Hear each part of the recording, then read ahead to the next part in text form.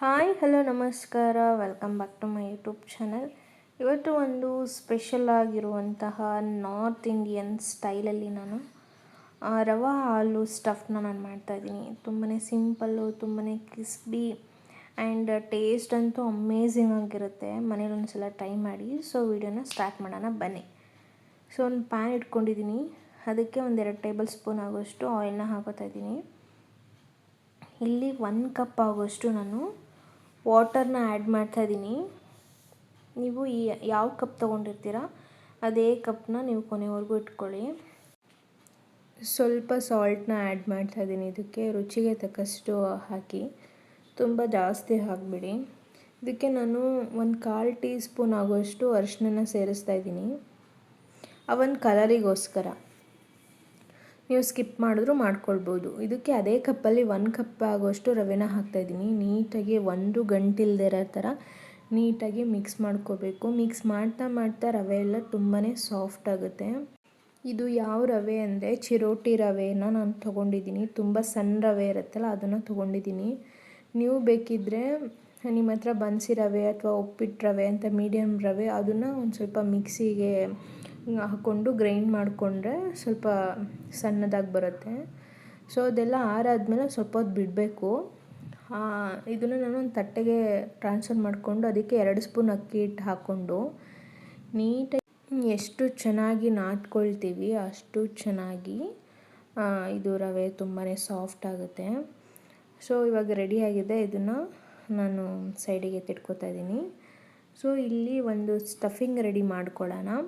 ಅದಕ್ಕೆ ನಾನು ಒಂದು ಬಾಣಲೆ ತೊಗೊಂಡಿದ್ದೀನಿ. ಅದಕ್ಕೆ 2ರಿಂದ 3 ಟೇಬಲ್ ಸ್ಪೂನ್ ಆಗೋಷ್ಟು ಆಯಿಲು, ಅರ್ಧ ಟೇಬಲ್ ಸ್ಪೂನು ಜೀರಿಗೆನ ಹಾಕ್ಕೊಂಡಿದ್ದೀನಿ. ಒಂದು ಅರ್ಧ ಟೇಬಲ್ ಸ್ಪೂನ್ ಶುಂಠಿ, ತುರಿದಿರೋ ಶುಂಠಿ ಮತ್ತು 1 ಹಸಿಮೆಣ್ಸಿಕಾಯಿನ ಕಟ್ ಮಾಡಿ ಸೇರಿಸ್ಕೊತಾ ಇದ್ದೀನಿ. ಇದೆರಡನ್ನು ಫ್ರೈ ಮಾಡಾದಮೇಲೆ ಘಮ ಬಿಟ್ಟ ಮೇಲೆ 1 ಈರುಳ್ಳಿನ ಸಣ್ಣದಾಗಿ ಹೆಚ್ಚಿ ಹಾಕೋತಾ ಇದ್ದೀನಿ. ಈರುಳ್ಳಿ ಎಲ್ಲ ಸಾಫ್ಟ್ ಆಗೋವರೆಗೂ ಫ್ರೈ ಮಾಡ್ಕೊಳ್ಳಿ. ಅರ್ಧ ಟೇಬಲ್ ಸ್ಪೂನ್ ಆಗೋಷ್ಟು ಶುಂಠಿ ಬೆಳ್ಳುಳ್ಳಿ ಪೇಸ್ಟ್ನ ನಾನು ಸೇರಿಸ್ತಾ ಇದ್ದೀನಿ.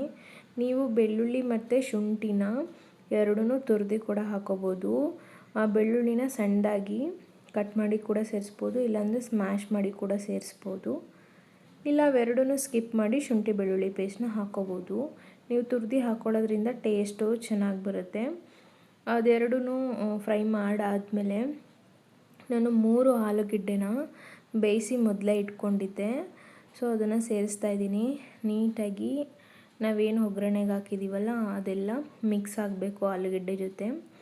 ಸೊ ಆ ಥರ ಮಿಕ್ಸ್ ಮಾಡ್ಕೊಳ್ಬೇಕು. ಇದಕ್ಕೆ ನಾನು 1/4 ಟೀ ಸ್ಪೂನ್ ಆಗೋಷ್ಟು ಅರಿಶಿನ, 1/4 ಟೀ ಸ್ಪೂನ್ ಆಗೋಷ್ಟು ಅಚ್ಕಾರದ ಪುಡಿ, ಅರ್ಧ ಟೇಬಲ್ ಸ್ಪೂನ್ ಧನಿಯಾ ಪೌಡರ್, ಅರ್ಧ ಟೇಬಲ್ ಸ್ಪೂನ್ ಗರಂ ಮಸಾಲ ಮತ್ತು 1/4 ಟೇಬಲ್ ಸ್ಪೂನ್ ಆಗೋಷ್ಟು ಚಾಟ್ ಮಸಾಲಾನ ನಾನು ಹಾಕ್ಕೋತಾ ಇದ್ದೀನಿ.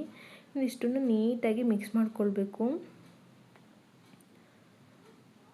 ಆ ಒಂದು ಮಸಾಲೆ ಎಲ್ಲ ಬ್ಲೆಂಡ್ ಆಗಿರಬೇಕು ನೀಟಾಗಿ. ಸೊ ಇದಕ್ಕೆ ಸಾಲ್ಟ್ ಬೇಕು ಅಂದರೆ ಟೇಸ್ಟ್ ನೋಡಿ ಸ್ವಲ್ಪ ಸಾಲ್ಟ್ ಹಾಕ್ಕೊಳ್ಳಿ. ನನಗೆ ಸಾಲ್ಟ್ ಬೇಕು ಅಂತ ಅನ್ನಿಸ್ತು, ನಾನು ಸ್ವಲ್ಪ ಸಾಲ್ಟ್ನ ಆ್ಯಡ್ ಮಾಡ್ಕೊತಾ ಇದ್ದೀನಿ. ನೀಟಾಗಿ ಇದನ್ನು ಮಿಕ್ಸ್ ಮಾಡ್ಕೊಳ್ಳೋಣ.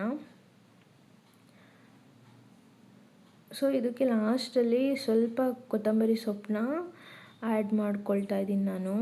ಇದನ್ನು ಕೂಡ ಚೆನ್ನಾಗಿ ಮಿಕ್ಸ್ ಮಾಡ್ಕೊಳ್ಳೋಣ. ಸೊ ನೀವೇ ನೋಡ್ತಿರ್ಬೋದು ಸ್ಟಫಿಂಗ್ ಎಷ್ಟು ಚೆನ್ನಾಗಿ ಬಂದಿದೆ ಅಂತ ಹೇಳಿಬಿಟ್ಟು. ಸೊ ಇವಾಗ ಸ್ಟಫಿಂಗ್ ರೆಡಿಯಾಗಿದೆ. ನಾವು ಇವಾಗ ಒಂದು ಪುದೀನ ಚಟ್ನಿನ ರೆಡಿ ಮಾಡ್ಕೊಳ್ಳೋಣ. ಇದಕ್ಕೆ 1/4 ಟೇಬಲ್ ಸ್ಪೂನ್ ಅಷ್ಟು ಜೀರಿಗೆ, ಒಂದು 10-15 ಕರಿಮೆಣಸು ಮತ್ತು ಒಂದು 4ರಿಂದ 5 ಬೆಳ್ಳುಳ್ಳಿ, 1 ಹಿಡಿ ಆಗೋಷ್ಟು ಕೊತ್ತಂಬರಿ ಸೊಪ್ಪು. ಅದೇ ಬಟ್ಲಲ್ಲಿ ಸ್ವಲ್ಪ ಪುದೀನನ ತೊಗೊಂಡಿದ್ದೀನಿ. ಸ್ವಲ್ಪ ಹುರ್ಗಡ್ಲೆ 1-2 ಟೇಬಲ್ ಸ್ಪೂನು, 3 ಹಸಿಮೆಣ್ಸಿಕಾಯಿನ ತೊಗೊಂಡಿದ್ದೀನಿ. ನೀವು ಖಾರಕ್ಕೆ ತಕ್ಕಂತೆ ತೊಗೊಳ್ಳಿ. ಕೆಲವೊಂದು ಹಸಿಮೆಣ್ಸಿಕಾಯಿ ತುಂಬಾ ಖಾರ ಇರುತ್ತೆ, ಕೆಲವೊಂದು ಹಸಿಮೆಣ್ಸಿಕಾಯಿ ತುಂಬಾ ಖಾರ ಕಡಿಮೆ ಇರುತ್ತೆ. ಸೊ ನೋಡಿ ಹಾಕ್ಕೊಳ್ಳಿ. ನಾನು ಇಲ್ಲಿ ಸ್ವಲ್ಪ ಸಾಲ್ಟ್ನ ಹಾಕೋತಾ ಇದ್ದೀನಿ. ಸ್ವಲ್ಪ ನೀರನ್ನ ಆ್ಯಡ್ ಮಾಡಿ ಇದನ್ನು ರುಬ್ಕೊಳ್ಳೋಣ. ಸೊ ಇವಾಗ ಪುದೀನ ಚಟ್ನಿ ರೆಡಿಯಾಗಿದೆ. ಸೊ ಇದನ್ನು ನಾನು ಒಂದು ಬೌಲಿಗೆ ಟ್ರಾನ್ಸ್ಫರ್ ಮಾಡ್ಕೋತಾ ಇದ್ದೀನಿ. ಸೊ ಪುದೀನ ಚಟ್ನಿ ತುಂಬಾ ಸಿಂಪಲ್ ಅಂತಲೇ ಹೇಳ್ಬೋದು. ಆವಾಗಲೇ ನಾವೇನು ರವೆನ ರೆಡಿ ಮಾಡಿ ಇಟ್ಕೊಂಡಿದ್ದು, ಸೊ ಅದನ್ನು ಸ್ವಲ್ಪ ನಾನು ಇವಾಗಲೂ ಸ್ವಲ್ಪ ನಾದ್ಕೋತಾ ಇದ್ದೀನಿ. ನಾದ್ಕೊಂಡಾದಮೇಲೆ ಸ್ವಲ್ಪ ತಗೊಂಡು ನಾನೇನು ಮಾಡಿದ್ದೀನಿ ಈ ಥರ ನೀವು ಮಾಡಿಟ್ಕೊಂಡ್ರೆ ಸಾಕಾಗುತ್ತೆ. ನೀವು ಕೈಯಲ್ಲಾದರೂ ಮಾಡ್ಬೋದು, ಲಟ್ಟಿಸ್ಕೊಂಡಾದರೂ ಮಾಡ್ಬೋದು. ಈ ಥರ ನಿಮ್ಗೆ ಯಾವ ಶೇಪಲ್ಲಿ ಬೇಕೋ ಆ ಶೇಪಲ್ಲಿ ನೀವು ಈ ಥರ ಸ್ಟಫ್ ಮಾಡಿ ಇಟ್ಕೋಬೋದು. ನೀವು ಅದನ್ನು ರೋಲ್ ಥರನಾದ್ರು ಮಾಡ್ಕೋಬೋದು. ನಾನು ಇದನ್ನು ಚಂಪಾಕಲಿ ಟೈಪಲ್ಲಿ ಮಾಡಿದ್ದೀನಿ.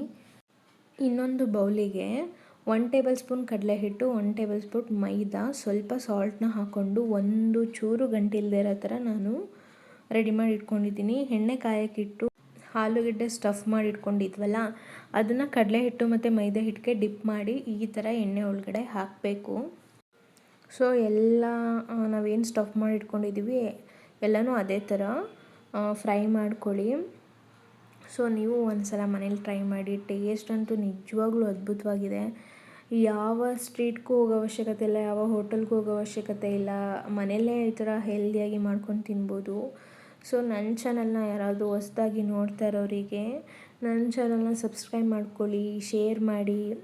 ಸೊ ನಾನು ಮಾಡಿರುವಂತಹ ರವಾ ಹಾಲು ಸ್ಟಫ್ ಹೇಗಿತ್ತು ಅನ್ನೋದನ್ನು ಕಮೆಂಟ್ ಮುಖಾಂತರ ತಿಳಿಸಿ. Thank you so much.